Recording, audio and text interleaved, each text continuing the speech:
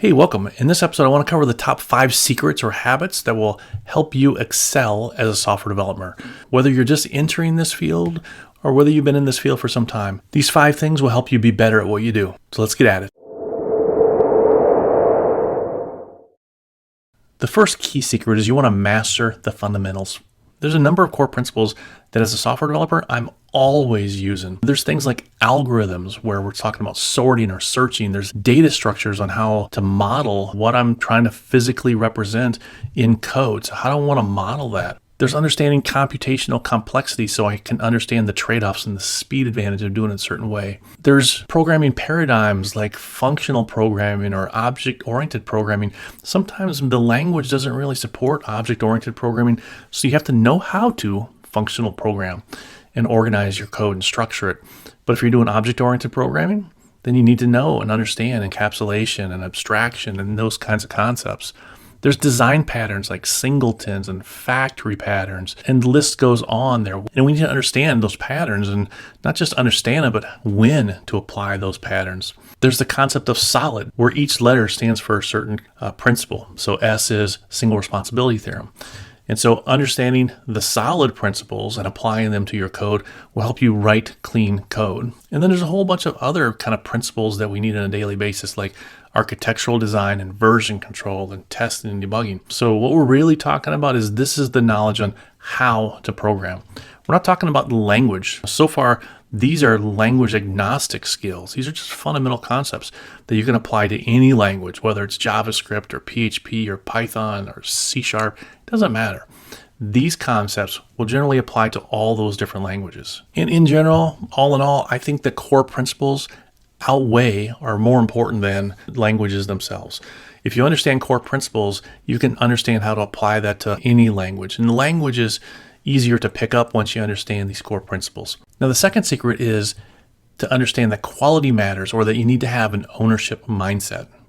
When we talk about quality, what is good code? So good code is easy to understand, it's easy to maintain, and it's easy to extend. And we'll get into some of these in just a bit, but always take the viewpoint that you're going to write it like you will need to maintain it. And that's almost always true. If you stick around any one company for a long time, you're going to be maintaining that code that you wrote. So it's important to learn how to write good code. So sometimes in order to understand what good code looks like, we have to take a look at what bad code looks like, or we're going to take a look at what are some commonly known as code smells. Here's just a list of 9. I'm sure you can think of a lot more. So let's talk about a few of these. Spaghetti code.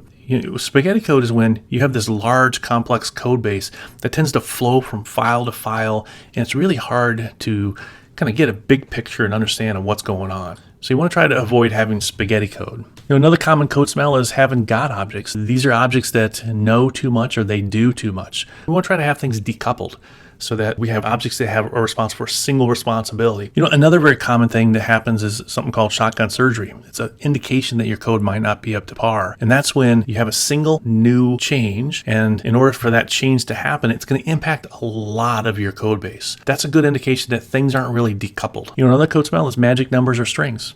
And what that is we're hard coding these values inside of our code. Because those values are hard coded, it becomes more difficult to make changes in the future. Another code smell is copy and paste programming. I have this function that exists in one spot, but I really need to have it over here. And so I copy that function, I put it over here, and I have 2 copies of that same code. So once you start to feel like I have multiple copies of the same code in different places, that should trigger a refactor, where you're going to factor out that code and put it in its own object and use that object in those 2 places. Premature optimization is another code smell. Focusing on performance issues before performance issues even exist. Much better to get functional code and worry about performance issues as they come up. And that way you can target your optimization to the right place. We talked about that good code is understandable. That doesn't mean that you have to have excessive comments or any comments at all. I believe that if you are structuring your code and you're naming variables and functions properly, that code should almost read like a book. And I should be able to go from top to the bottom and understand that code just from reading the code itself. Doesn't need a bunch of additional comments. Yes, every once in a while there might be a need to have a comment to document some technical decision that was made, but those shouldn't happen that often. Technical debt is another example of code smells. Especially in older projects, we keep pushing things off and we don't quite get to making the changes that we know that we should. At some point, that technical debt results in a lot of excessive dead code or outdated code and code that's just hard to maintain. Another code smell is over-engineering. Just because we learn what a singleton is doesn't mean that every class has to be a singleton. Just like for communication purposes, I understand pub sub, so everything doesn't have to be a pub sub. Understanding when certain design patterns are applied so we don't over-engineer something is important. All right, the third secret to success is embracing continuous learning. The cold hard truth is that capability matters. What you're capable of is why you got hired. Now, another truth that goes along with that is we are in a world where technology is continuously improving and changing. The landscape that we look at today isn't the same landscape that we're going to see in a year. And it's your responsibility to keep investing in yourself, to keep your skills current. If you don't improve your skills, your current skills will no longer be of value in 5 to 10 years. And whether you are able to hold or continue to hold the position that you have may become in question. And it is a never-ending process. One strategy is to look at broad versus in-depth knowledge. I want to have a very broad knowledge of a lot of different technologies and understand what those technologies' pros and cons are, so that later on, if I have a problem I need to solve that uses one of those technologies, I can come back and dive deeper into it. And then there's a subset of technologies that I'm going to use on a daily basis, and those I need to have in-depth knowledge on. Because my time is limited, I need to very wisely choose where I go broad and where I go deep. A couple of things to help us, today's efforts are incremental improvements on what I was capable of yesterday. And if I incrementally keep improving myself, inch by inch, I will get to where I need to be. So we need to adapt this long race mentality. But it is 100% true, to reach a certain level of expertise, it's going to require us to put the effort in. And our successes are built on a foundation of failures, whether we understand that or not. So we are going to fail in this business. But the most important thing that you should ask yourself is, what does failure trigger in you? Failure can trigger some unhealthy mindsets, like, the desire to reflect as a person that I'm a failure, or the feeling that I just want to quit and I want to give up. But what you want to cultivate is that failure triggers your curiosity, to understand what happened. Why did this fail? Understanding why something failed is a huge step forward in your capability. Failure should also trigger your desire and your determination to not give up, to try it again and see if you get some different results. All right, the fourth secret is that you need to understand the bigger picture. Sometimes as a developer, I have this microscopic view of, this is my code and I need to get this code working. And obviously that is an important part of your responsibility. Sometimes it's important, though, that I look up from those requirements and my specific responsibility and take a more of a macroscopic view of what's going on around me. So for example, how does this work that I'm doing align with the strategic business goals or objectives? Or even the broader context of, why is the business even heading in that direction? Is there something happening in the industry that's forcing that change? Also, I need to understand the business process, from taking requirements to creating working code. What does that production pipeline look like? Because that's going to dictate what my deliverables are. And I need to understand that in order to succeed. There are other things too, like, how do we provide visibility into progress? Or, how is this piece that I'm building going to fit into the larger architectural system that already exists? So I will encourage you to be curious, tune in, and ask questions. And don't worry about asking questions. Asking questions or being curious shows that you're interested. And showing that you're interested is much better than the alternative. And as you progress in your career, you're going to be asked to make a technical or a strategical decision. And that often requires that you've taken the opportunities to get up from your microscope and go learn about the macroscopic world around you.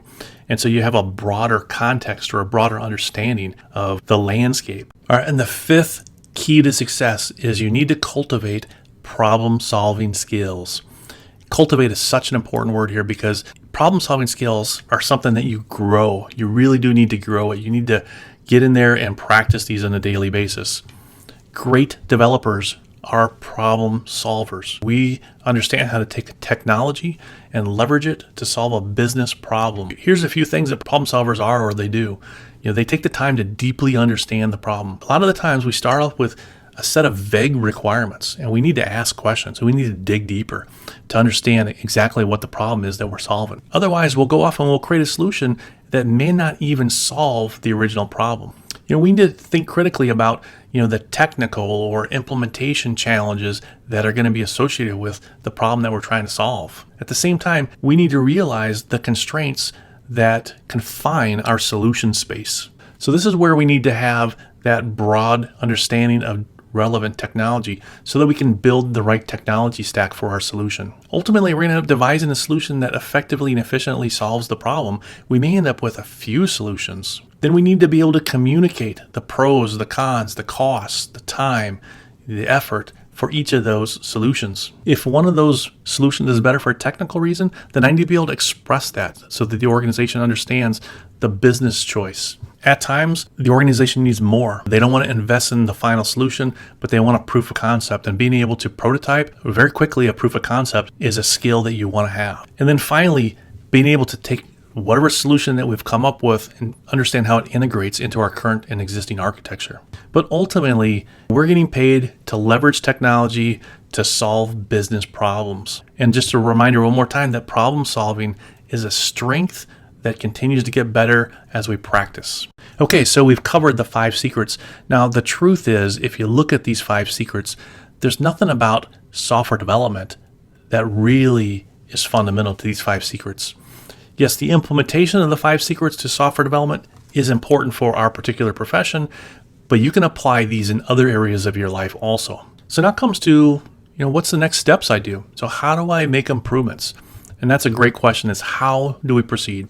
Now, on one side, we have knowledge. And knowledge we can get from books, we can get it from videos, we can get it from courses, we can get it from just people. We can have talks and discussions and learn things from people. And on the other side is our ability to apply that knowledge. And our ability to apply that knowledge is really what's important as a software developer. I need to be able to take my knowledge that I'm learning from a book, and I need to understand how it applies to the code base that I'm working in. And learning how to apply knowledge is pretty simple. You just have to get in there and you have to do it. You have to write code.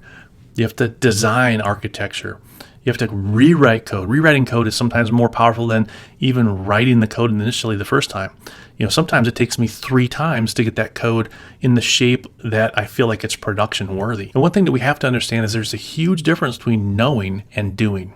Knowing something because you've read it isn't the same as being able to do it. Having that capability to do it is what's important in our profession. So in a well-known medical drama, they have this saying of learn one, see one, do one. And we can actually apply that same concept to our profession. We can learn by books, or we can watch videos and watch people do something. But at some point, we actually have to do it ourselves to increase our capability. For me, I have a strategy of a personal roadmap where I'm always continuously improving my skills and my capabilities. That shows up as a lot of content here for this YouTube channel. And speaking of, learn one, see one, do one, I think there should be something after that is teach one. Being able to teach one requires that you understand it at even a deeper level. And finally, when we were kids, we used to get into sandboxes, or at least I did, and I would create some magic in the sandbox, whether it was a castle or some kind of building or whatever I was building. And so I want to encourage you to get into the sandbox and build something. And which sandbox you get in, maybe it's a JavaScript sandbox. Go build something in the sandbox over there. Maybe you want to learn Docker. You have the Docker sandbox. Go build something with Docker.